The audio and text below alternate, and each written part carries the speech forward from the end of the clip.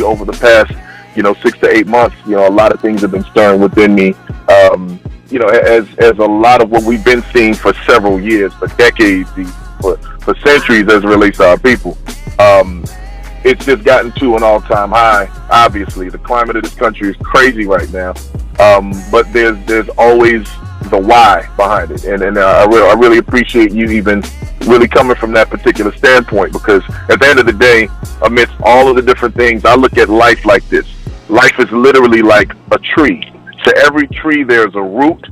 There's also branches and leaves and fruits and everything that comes off of a tree. But until you deal with the actual root of the tree, the same fruit is going to keep coming. You know what I'm saying? And that's how I look at this situation. As I look at police brutality, I mean, it goes deeper than that. It goes much deeper than that. But just what we have now, crooked, corrupt cops are killing black males. This is a trend. It's a part of a system. It's something that's been going on for quite some time. Thank God for social media. Because of social media, we're starting to see a lot more. And we're seeing not only things that are happening on site, but we're hearing the perspectives of the people.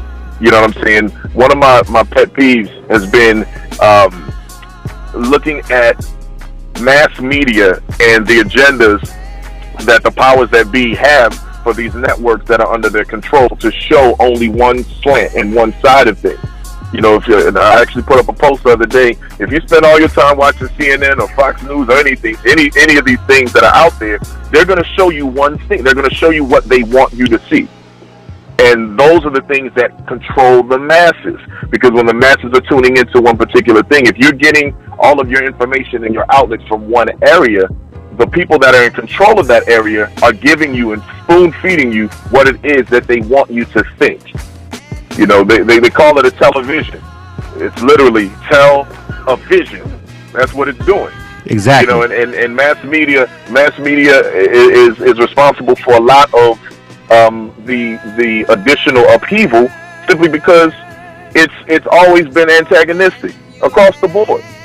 You can go into anything, media will just completely blow things way out of proportion. And that's why, my desire is to see people really dig deep and to actually think about what's going on and assess the situations. Don't just go off of what you're seeing on television, people. You know what I'm saying? If anything, if there's any media connection or attachment that you try to get into, open up your IG, open up social media and see what the people are saying. Just see what people are saying across the board. That will be more prone toward leaning on truth than a particular agenda governed by the powers that be. But again, man, my main point, the thing that I really wanted to hit on, was really in line with what you're saying about the why. When it comes to these kids, when it comes to this generation, this is the generation that just does not give a fuck. Period. These are the ones that are the bravest. They're the sharpest. Think about this just from a technological standpoint. Any young kid, I'm talking under the age of 5, can pick up an iPhone and maneuver through this thing and know how to do more than a grown person would do. Exactly. And that just goes to show the generation. They've grown up with nothing but technology. They were born into a technological age. So access to information, access to communication outlets, and being able to do so many different things, these kids are sharp. Exactly. These young people know what's really going on. They see things, they think quicker. Because honestly, whether it's consciously or subconsciously, they're trained to think quicker. We hear all the time this generation, these kids have ADD or ADHD, and it's like, I can see where that comes from, especially because the attention span across the board is so super quick. You got to be quick. You got to do things. That's why Instagram is so successful and why Vine is such a big thing. Exactly. You have either 6 seconds or 15 seconds to make an impact with whatever it is that you're trying to communicate. Exactly. Within that time frame, you either have somebody or you don't. Exactly. So with that attention span being what it is, you have to be able to maneuver. But my point in saying all of this is that this generation knows what's going on. They see through the bullshit. They see through the smoke screen. All of the smoke and mirrors that a lot of the older generation, unfortunately, kind of, just succumbs to and gets swayed by, they see through it. They see what's going on. They see the agendas. And at the end of the day, man, like, I really challenge the listeners on this call to pay close attention to what is not being said. Pay attention to what is not being shown. Think about the scenarios that you're being presented with visually, etc. It's funny, I listened to the president's addressing of the whole Baltimore situation yesterday, and I was pleasantly surprised to hear him actually sharing his emotions and how he feels about things. But the media is only showing the first part of his speech. Exactly, they are. This speech wasn't something that somebody else wrote and that he was reading off a teleprompter. This was coming from his gut. You could tell he wasn't reading. It was something he was talking about, his feelings. No, he does not support the looting, the destruction of the property in Baltimore, et cetera, you know, all of these different things going on within the community. But then after he got that out of the way, you could see his aggravation and his angst about what's been going on forever. He addressed the fact that these people of color, these young kids of color, are dealing with something. There's a reason why they're so upset. There's a reason behind the looting, the outbreak, or whatever you want to call it. Man, there's always a root to issues. People are not just getting up and like, okay, let's go fuck up the world right now. People are beyond pissed. Exactly. Tupac was speaking on this stuff decades ago. Exactly. He foretold this entire thing. He did. Like the civil rights movement, you know, the We Shall Overcome, you know, the Black Panthers, all of those are steps that were being taken here. We're asking for freedom. We're asking to kind of, you know, okay, let's level the playing field. Well, after so many years of asking, after so many years of being in that place where we know the injustice is happening and everyone knows the injustice is happening, there comes that point in time. This is a whole different generation. They do not care. They don't care. A lot of this generation has lost hope. A lot of this generation is fatherless. A lot of this generation is in a completely different space. So when it comes down to the decisions that they make, whether it's reactionary or it's responsive, you have to understand why these responses or these reactions are happening. Just like you were saying, and I agree with this, you can't up and just condemn people when you don't understand the why. Understand the why behind the problem. And that's when the discussions can actually talk. That's when things can actually go to a place of equilibrium and people come into a place of understanding. But if you don't want to understand and all you're doing is looking at what you see by the media and taking off from there, everything's going to be skewed from that point. Absolutely. So let me go ahead and chime in because we got a whole bunch of people that are on the phone lines. We got to make sure we got to grab everybody. Man. I know. No, it's good. I wanted to make sure you got everything out. I want to make sure you definitely want to make sure you got your point out, and we're going to bring some other people on because we're going to make sure we got time to get TJ. He's coming up here in a minute. But again, 347-934-0966. That was the homie Big Rec. Shout out to him, man, and RHHIB. Real Hip Hop Gives Back. He's a real powerful brother. He's also an artist. We got some music. I might close the show out with the song that you sent me about everything. You feel me? I think that's what I'm gonna close the show out with tonight. Beautiful. You feel what I'm saying? I appreciate that. But Black lives still matter, no doubt. Absolutely. You know what I'm saying? But I wanted to make sure I got you on at the top of the hour to make sure, you know, because I told you that I'm going to be rocking with you in your movement and what you're trying to do. Yeah. You know what I'm saying? And so I wanted to make sure that you actually got a chance to really speak. You know what I'm saying? Because the brother, he does good work out in the community, in the hood, but he's also an artist, but he's also conscious of what's going on in the world. So I wanted to make sure that my homie Big Rec got a chance to come through and give his spiel. And we're finna get ready to go to the phone lines. Big Rec, brother, I appreciate it. I hope you can hang around and keep listening to the broadcast and keep listening to some of this feedback and some of these other people that have some things to say, though. No doubt, brother. Absolutely. Absolutely. All right, man. I really appreciate you calling in. Thank you. All right, so I'm getting ready to go to the phone lines, and I want to make sure that it's 20 minutes, right? I give hold on, let me see. Let me turn Big Rec lines off. I want to make sure I give the people a chance to really express how they feel about everything. So again, I'm getting ready to go to the phone lines. 347-934-0966. That's the number dial to the show.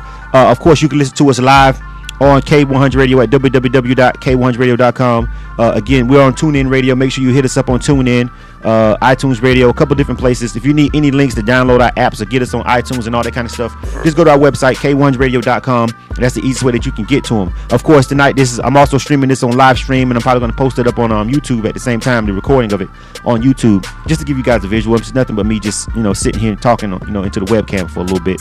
Moving around the studio. But again, I appreciate you guys checking it out. We're also going to put this thing on SoundCloud, so if you missed it, so various ways so you can hear everybody speak. But just to add on to what Big Rex said, this generation, this digital age, this new generation, everything works differently. I think a lot of people like to sit and, like, right now, you guys are checking me out right now, and I appreciate it. And you guys, some people talk a lot about Facebook or blah blah blah, say you spend too much time on social media, but the most powerful thing about social media is the direct to people, direct to consumer model. That's why all corporations want to control the internet, because they want to be able to control information. You feel me? Don't get me wrong, big media, CNN, Fox, and all these other crazies, and all these guys, they're going to have their stronghold on it because they're going to be in the television, and the television is still the god of entertainment and the god of information. Getting information out. It is right now. It's still number one technology, and I can't see no one taking over that.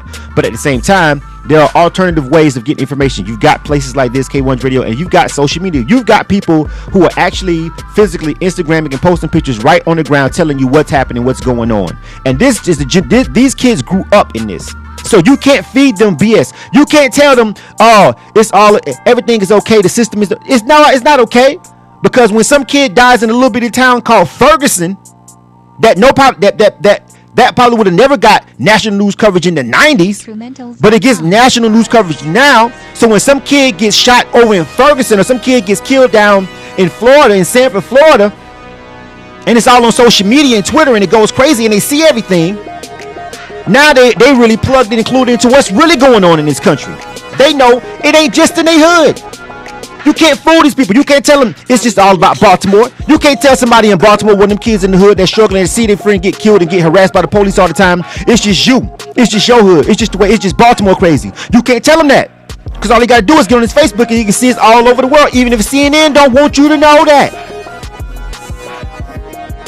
Even if they don't want you to know that, they know it's going. You can't hide the truth anymore in the internet era. You can't. There's nowhere to hide. So now we know what the truth of it is and what the true problem is, and it's not going to get to the people who say you need to have peaceful protests, and that's what if that's what was going to change things would have already have changed by now. Sometimes you gonna have to get dirty. I'm going to the phone lines real quick.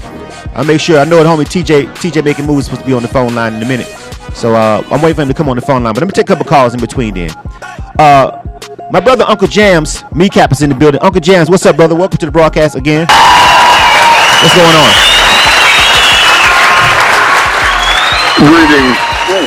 Greetings. Thank you. How are you doing tonight, brother? I'm doing all right. I'm great. I'm great, brother. I'm good. And I'm good because a lot of people worked, fought, and died for me to be this good. You feel what I'm saying? What's happening with you? Well, I'm sure that you realize, based on a lot of my posts virally, that I'm very socio-political, active, and conscious. Yeah. And I don't always agree with everything you say. We're in the same ballpark most of the time. And the brother that was on earlier, I probably could say that I endorse about 90% of what he said. I was particularly impressed with what he said about some aspects of today's young people and how they are more advanced in knowing how to do the technological things. The only thing about that is you have to have a bit of balance. And if you've just got all of one and none of the other, then you're sometimes not going to be all the way on point. And I think a lot of the old heads, they don't recognize the technological aspect of it. They may have the knowledge of some of the history, but they're not in touch with the modern step. So that's where I think some of the disconnect is. But in regards, in particular, to Baltimore and all of the police shootings across the country, one of the things that I think is a very effective thing that really shuts this country down is shutting down commerce of the country. You know, when people lay down on the highways like they were doing for a period of time and stopping traffic or stopping people from coming out of or going into sporting events or going into Wall Street and things like that, when you effectuate the commerce of America, that is where people start talking. Because if you can imagine the amount of money that Baltimore is losing in that district around Camden Yards right now because of the Baltimore Orioles, that kind of stuff has an impact. And I absolutely decry the reference to these young people as calling them thugs. I do 100% agree with you about the looting. A looter is just an opportunist, and that's a thief. An arsonist is committing a crime. But strong acts of civil disobedience, that does get people's attention. And every movement in this country was spurred by getting people's attention. Because the turn the other cheek approach does not get you anywhere in life. Exactly. At all. Exactly. And we've got to shut it down. Like, I'm so impressed that there are protests going on in New York City tonight.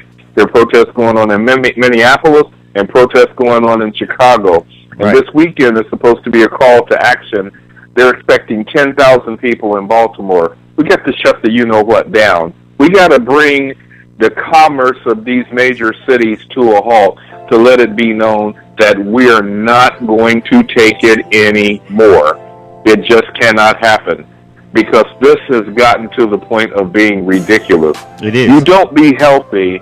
You don't be healthy going down the street and all of a sudden you're brought out limp with a broken voice box.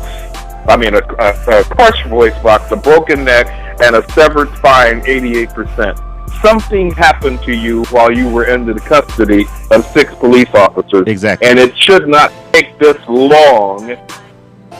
I wasn't there, and I already know what happened. Something. So you know what? Even if you know, Uncle James, even if you don't know exactly what happened, even if you don't know what happened, you know 2 things: he was fine before he got arrested, and he wasn't after the fact.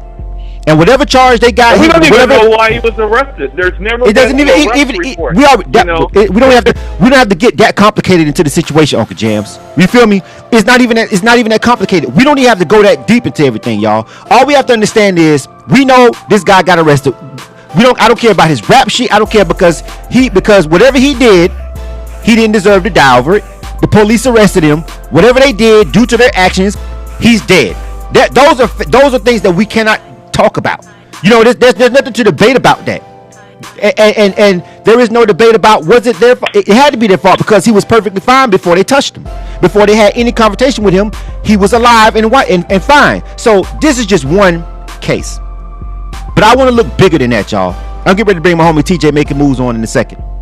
Stand by, Uncle Jams. Don't go nowhere, though. I'm trying to come back to your line later because we got so many people on the phone line. 347-934-0966. That's the number dial to the show. Again, welcome to K1's Radio and our special broadcast about police brutality. I would say our special broadcast about the riots in Baltimore, but really the riots in Baltimore is about police brutality. You feel me? There would be no riots if it was no police brutality and overly excessive use of deadly force to African American men and women in this country. So I don't necessarily want to call the show about the Baltimore riots. It's about police brutality because that's the problem. That's the issue at hand. I really don't even, you know what? Let me go ahead and just pause and just say something. I really, really, really don't care about the riots like that. I got to tell you that. I care about why they're rioting. The fact that they tore some shit up and whatever, that's bad. But if you're gonna ask me how I feel about it, I feel bad about that. I'm looking at the camera now. I feel bad that people's shit got stolen. I feel bad that a elderly center got burned down that was actually helping people. I feel bad about that. And when it comes to the elderly people, I feel actually worse about that than a CVS. You feel me? Or Habib store around the corner. You know what I'm saying? I do. I'm just gonna tell you the honest truth about that. But let me get this perfectly clear. If I'm feeling bad about that, and my scale of feel, if it's 1 to 10 about the worst ever, You know what I'm saying? About how I could really be upset on an issue. If the riots is a 3, police brutality is a fucking 15. All right, police brutality is a 15, while these riots to me are like a 3 or 4 at best. I'm giving you a couple because I wouldn't even have to feel bad about any of that if I wasn't already going through so much that's got me over here on 15 in the first place. 347-934-0966. I'm bringing my homie on the line right quick, man. His name is TJ. He goes by the name of TJ Makin Moves. He's also in the entertainment industry like myself. He's a promoter here in the city. He has a lot of great events that's going on around the city. But this particular subject right here has hit him close to home personally. Now, I don't know if you're not in Atlanta. This actually kind of made national news actually recently. But if you're in Atlanta, you definitely probably know about this case. His brother, if you've seen the hashtag Justice for Nick, that was his brother that was killed by the police. His brother was trying to flee the police, and the police shot in the car. The police wasn't in any danger of dying. He just felt like he wanted to open fire to stop the guy. Just like the guy not too long ago who got shot in the back by the cop who tried to lie and plant evidence and everything. All the guy tried to do was run, and he shot him cold as he tried to run away. You know what I'm saying? That case right there. You know what I'm saying? But basically, his brother was killed pretty much in the same fashion. So I want to bring him on the line right now. TJ, what's happening, brother? Welcome to K1's Radio. What's going on? Hey, what's going on, man? Welcome, brother. Thank you. Again, 347-934-0966. Yeah, I'm glad that you had a chance to stop and hit us up, man. You know what I mean? I really appreciate you coming on to the phone. No doubt. You know what I'm saying? So introduce yourself to the broadcast, man, so we can get to it and we can explain a little bit about what happened with your brother and how that changed your life and what you got going on to try to fix this mess that this country has going on. Okay. Yeah, my name is TJ. A lot of people know me in Atlanta as TJ Makin Moves.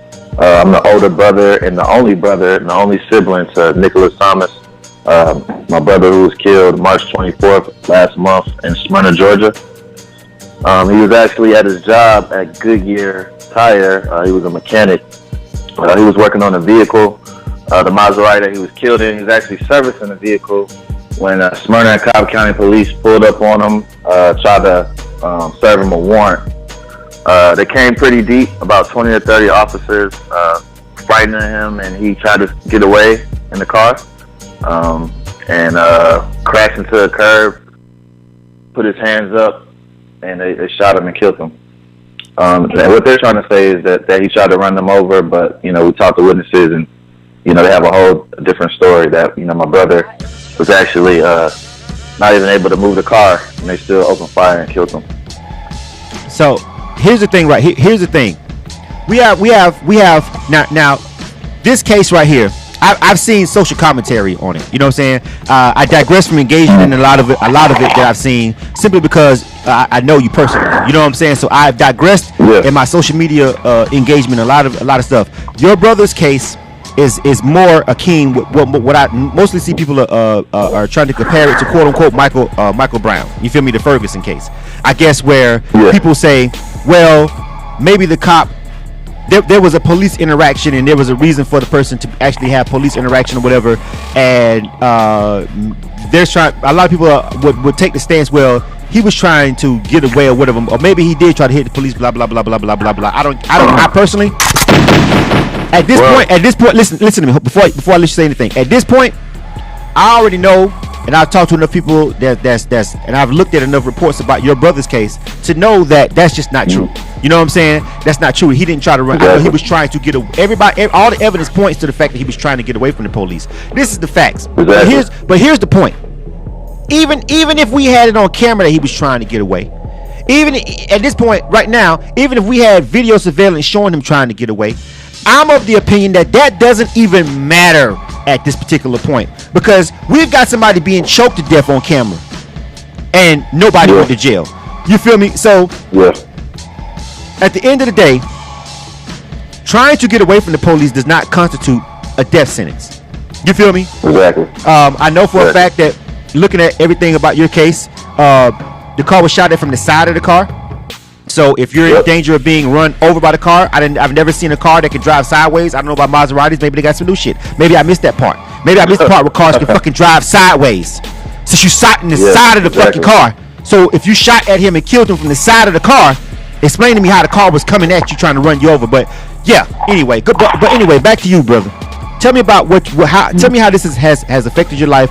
It was definitely statewide and citywide news, and I heard a lot of people talking about it, and I seen people from other states posting about it. But how did this change your life? How, with everything that's going on, how do you feel when you see something like Baltimore going on, knowing that your own blood, your sibling was just gunned down by the police? Well, I'm gonna tell you, man. Every time I see a black man getting killed by the police, I'm outraged. You know, the first thing I do is call my mother. We talk about it. You know, we cry about it. But you know, we're outraged. This has changed my life tremendously. You know, it's putting me in a position to actually have a voice to help fight against police brutality. Also, you know, I've created a campaign called Justice for Nick, and I've been fighting to get justice for my brother. And not only my brother, I heard you talk about Walter Scott. I actually went to his funeral, met his family as well, and did some speeches out there as well. But one thing I have to say is that this is not just a black and white thing. I honestly feel like this is a police versus America thing. It is, and I'm gonna tell you why, man. I've actually, on my journey since my brother died, on my journey of, you know, fighting this police brutality, I've met white women who have white sons that's been killed by the police. I've met Spanish women who had Spanish sons that's been killed by the police. So this is a police versus America thing. You know what I mean? So I want people to know that this is not just the black community, but this is other communities that are being affected as well. And I feel like in order for us to make a change, we have to all come together, all races. And what's crazy is, man, when my brother died, I threw a few rallies, and I'm actually been throwing rallies. I have a rally this weekend. But since he died, a lot of white people have been supporting as well. You know what I mean? So I don't want people to just think that, you know, be against white people, and this is a black and white thing. You know, of course, black people are being targeted the most. Yes, we know that. But this is more of a, like I said, a police versus America thing. And I'm doing everything I can to make a change, because the policies and the procedures that police are doing are wrong. And that's why we're continuing to see these deaths over and over and over. Well, listen, here's the thing, brother. And I'm so glad. I can't even tell you how glad I am